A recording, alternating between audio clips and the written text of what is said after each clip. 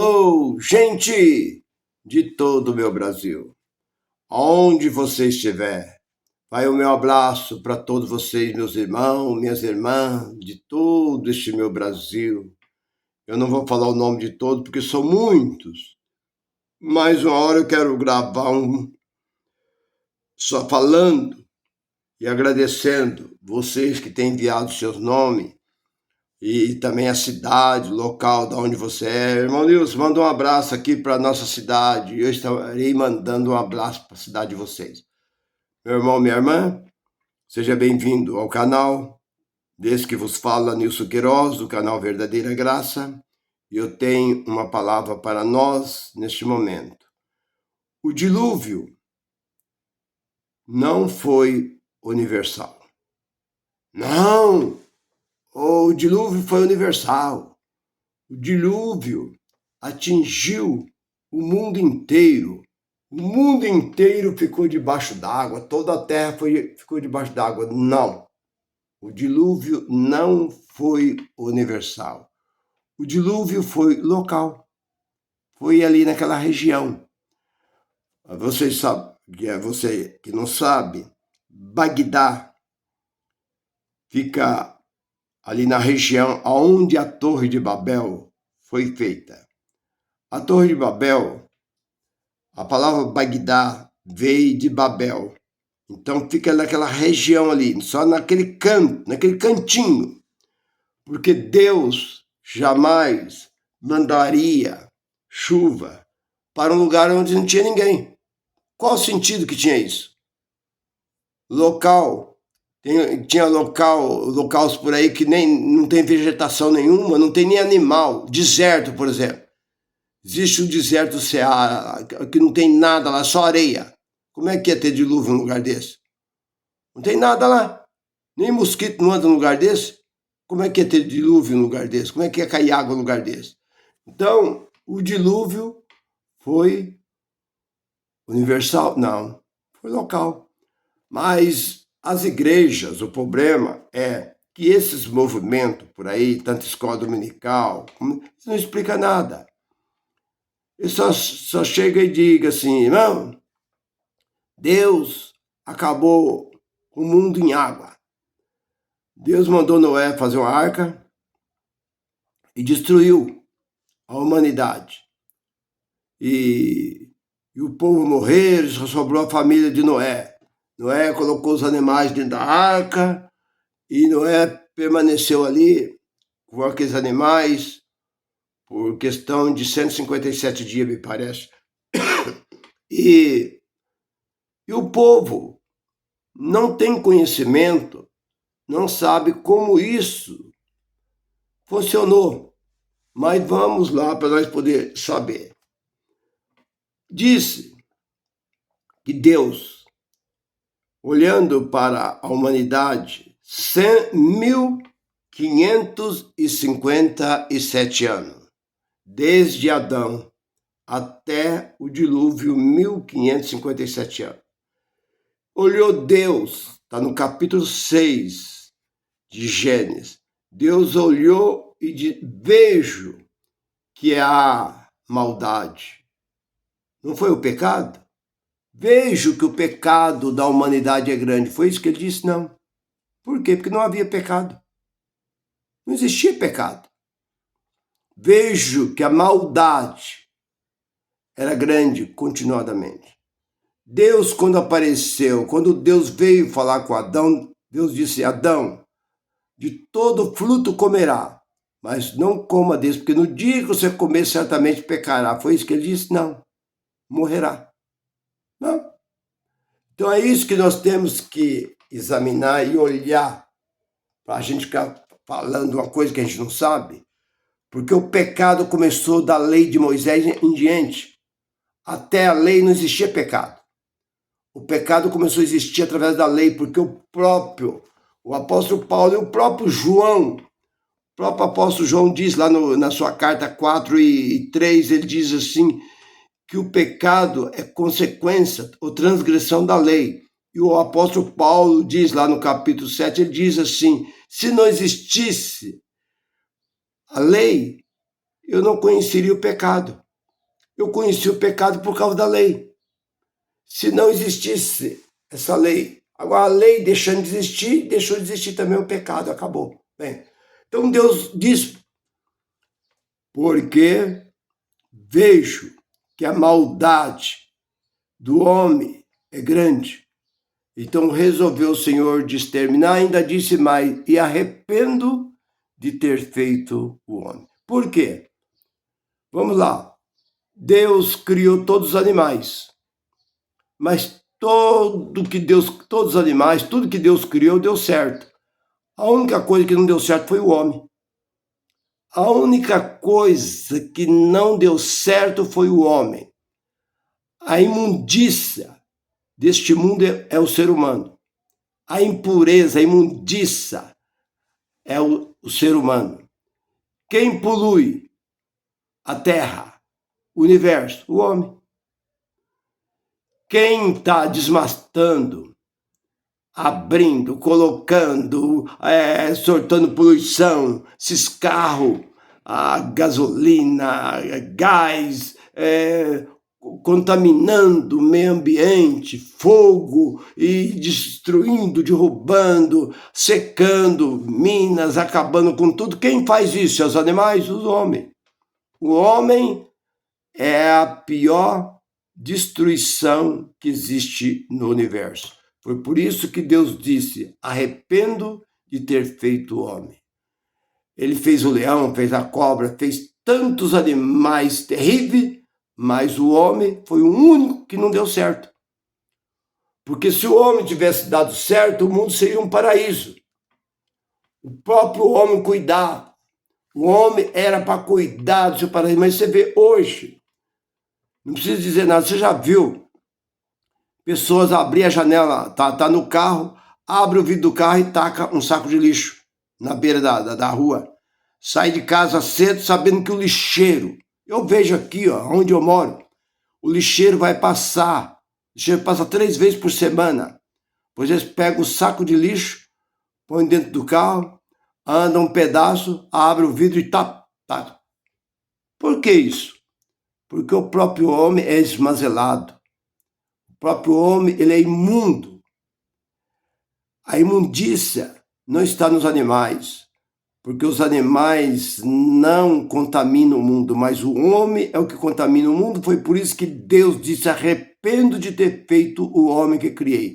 E Deus resolveu destruir, acabar com tudo. Agora, o que me chama a atenção é que Deus ordenou a Noé, você vai construir uma arca de tantos metros, me parece que 130 metros de comprimento, por 25 de largura, por 15 metros de altura.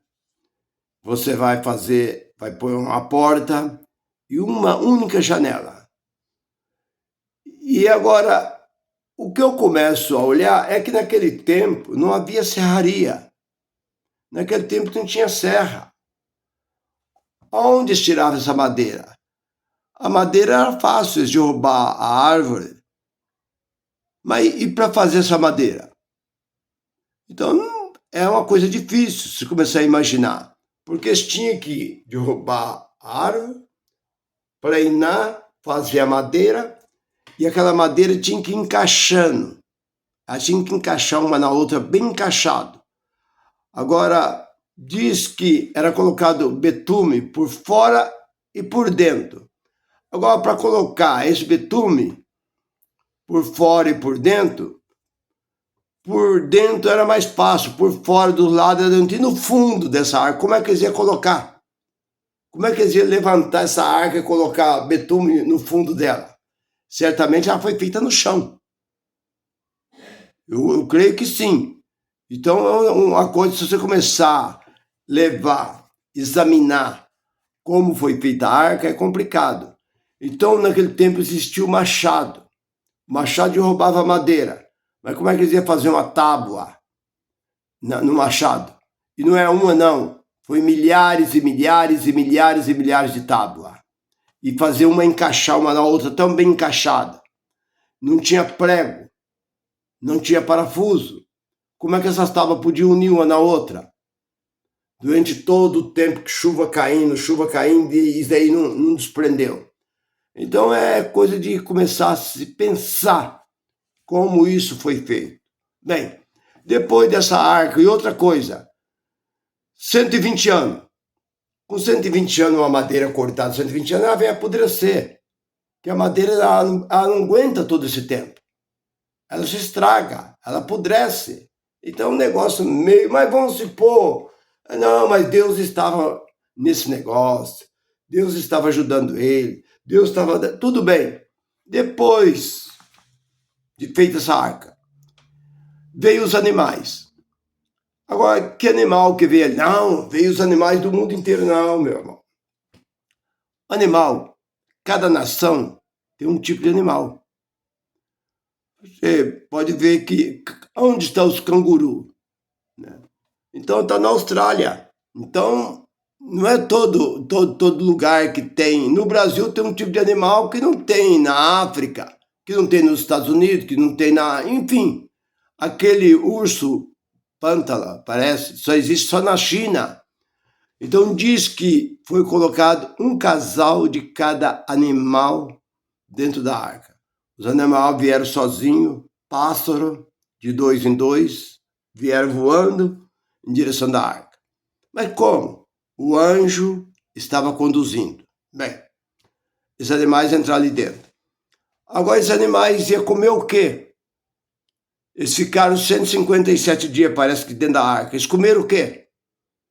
Porque existiam os animais que comiam erva e os animais que comiam carnívoro. E agora comida para esses animais todos? Aí alguém diz, não, mas Deus fez eles dormir. Os animais entraram dentro da arca e ficaram dormindo durante todo o tempo. Bom, isso é o que disseram. Não está aqui dentro desse livro.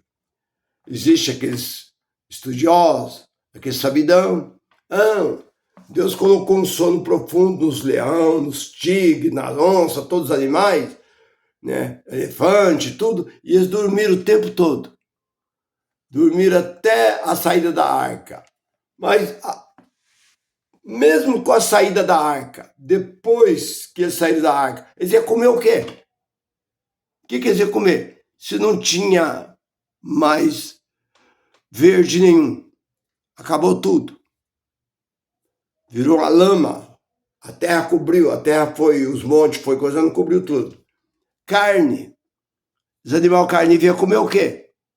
Não tinha nada vivo para eles comer. Então é um negócio meio complicado. Se você entrar nessa área aí, porque se os leões fossem e atacassem os animais que saíram dentro da arca, então não ia progredir, porque foi um casal de cada animal. Outra coisa que me chama a atenção, diz que a água subiu 7 metros, isso é 15 côvados, acima do monte mais alto que existia na face da terra. O monte mais alto que existe na face da terra está lá onde nasce o rio Gange, Nepal, lá, né? Naquela região ali, onde nasce o rio Gange, é o monte mais alto, né? Ali diz que tem 8.000 metros, 846 metros de altura. Agora, a Bíblia diz que subiu 7 metros acima do monte mais alto que existia. Agora, como se subiu 7 metros acima do monte mais alto que existia, parece que é Everest, parece que é o monte lá, que está lá naquela região lá, na Índia lá. Se isso aconteceu, quanto tempo levaria para baixar essa água a desaparecer? Então diz que Noé parou em cima do monte Ararat, parece, e ali ele soltou um corvo, o corvo foi e não voltou, soltou a pomba foi e trouxe um galinho de oliveira, aí ele esperou mais uns dias, depois soltou os animais.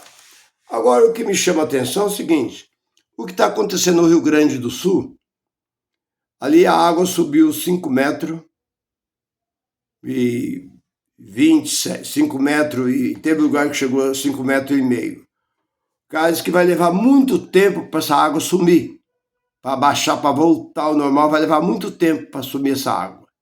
Você vê, 5 metros e um pouquinho. Agora imagina subir 8.846 metros acima e essa água desaparecer assim, rapidinho.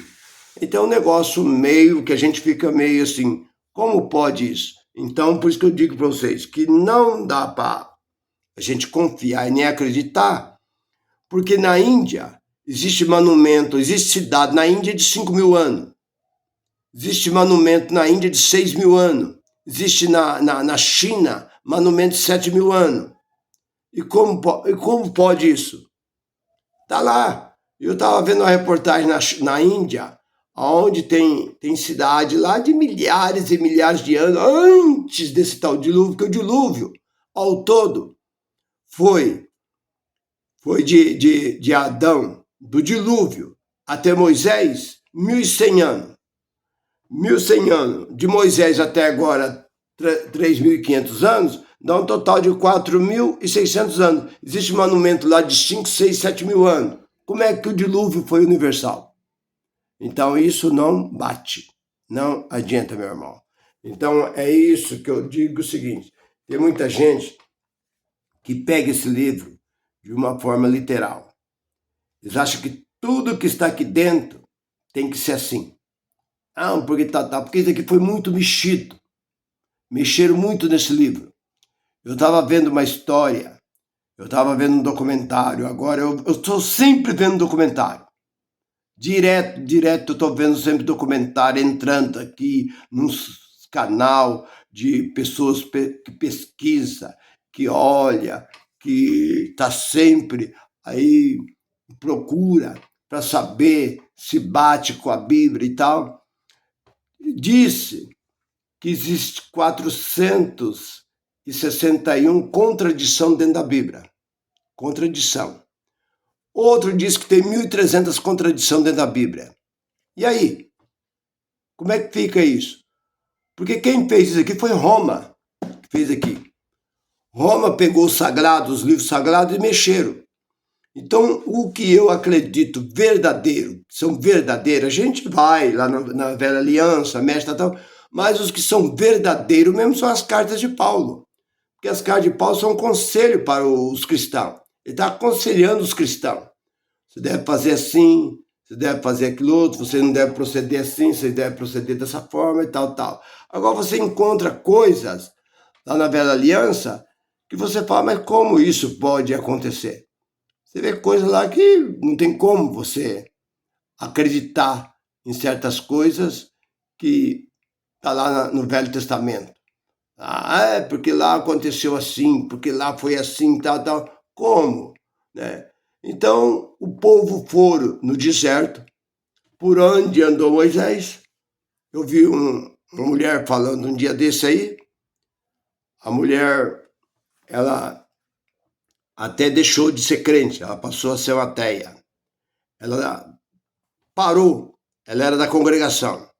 Ela deixou, porque ela disse que depois ela foi saber que no deserto, por onde andou Moisés 40 anos, não encontra nada que você pode chegar e falar assim, ó, isso aqui foi daquele povo que andou. Se eles armavam as tendas e depois saía, armavam em outro lugar, e os pesquisadores já andaram por todo lugar por onde andou Moisés, não encontraram um pedaço de prato, de vaso, uma cuia, alguma ferramenta, alguma coisinha que desse assim, parecer, ó, eles passaram por aqui. Não se encontra nada. Como é que pode ser isso? Porque se era para ter, se a travessia do mar, morreu os cavalos, morreu o soldado, o mar joga para fora, era para ter na beirada daquele mar lá, que o mar existe até hoje, era para ter na beirada algum prestígio, alguma coisa, algum pedaço de roda de carro, alguma coisa, não acharam nada. Então, por isso que aí fica aquela coisa duvidosa, será que é ou será que não é?